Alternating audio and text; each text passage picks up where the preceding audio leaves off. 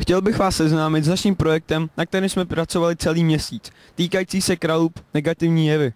Nejprve se podíváme, co si o naší situaci myslí spoluobčané. Co vám na Kralupech vadí nejvíce? No ta doprava, že je ucpaný most a prostě to životní prostředí, že je tady dost špatný, no. To ovzduší, že jo, hlavně kvůli dětem, no, vnoučatům. Mně se tady líbí, to je hezky. Nejvíce asi dopravní situace. Asi ten nepořádek. Nevím, je tu spoustu špatných lidí. Dobrý den, já se vás chci zeptat, co se vám nelíbí na Kralupech. No, co se mně nelíbí, spíš ta doprava teda taková nějaká.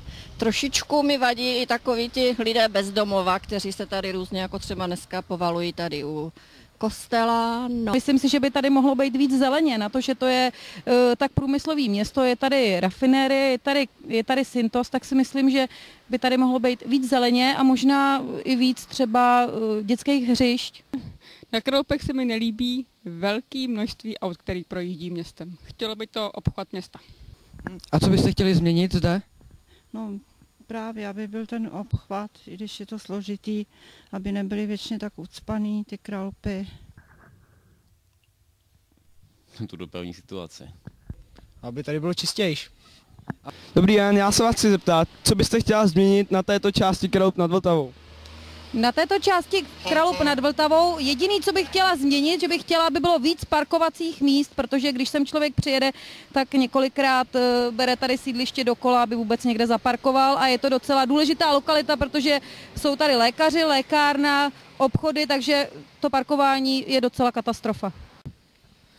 No, tak asi tu dopravu. Protože tolik aut a tolik nákladních automobilů, který tu jezdí, nám strašně znečistí vzduch a tím, že jsem teďko maminka znovu, tak mi to strašně vadí, teda, že dýcháme takovýhle vzduch. No, tak doufám, že nějaký ten obchvat tady bude, že tady nebude takový provoz, no, zeleně, trošičku se to vylepšuje s tou zelení, takže já myslím, že... No tak určitě, pořádek ve městě by bylo potřeba, kdyby byl trošičku lepší. Cítíte se tady lépe než před 5 lety, nebo je to naopak? Tak určitě myslím, že spousta věcí se v Kralupech změnila k lepšímu.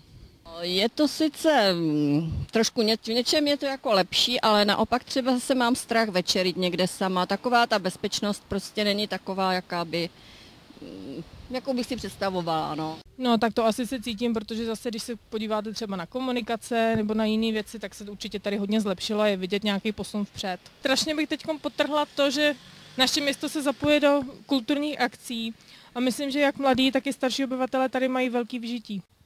A myslíte si, že je zde situace lepší než před 5 lety, nebo ne? No určitě je.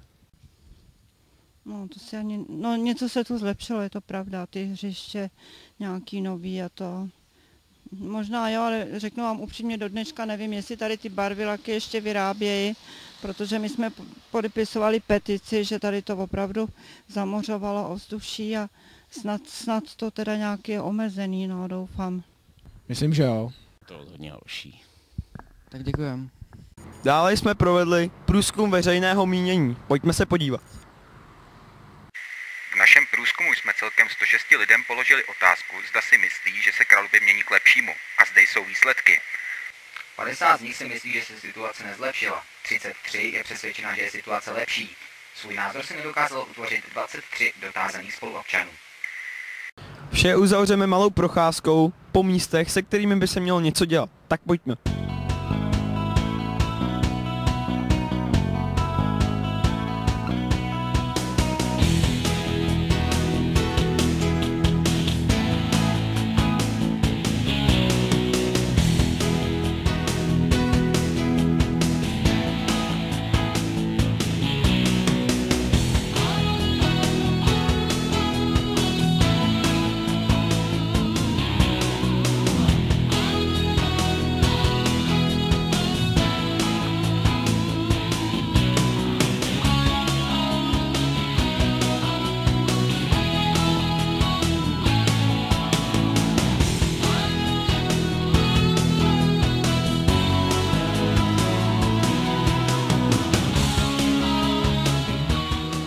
Pokud se vám to líbilo, tak jsme velice rádi. Pokud vás to trochu otřáslo, tak máme aspoň jistotu, že jste se na to podívali.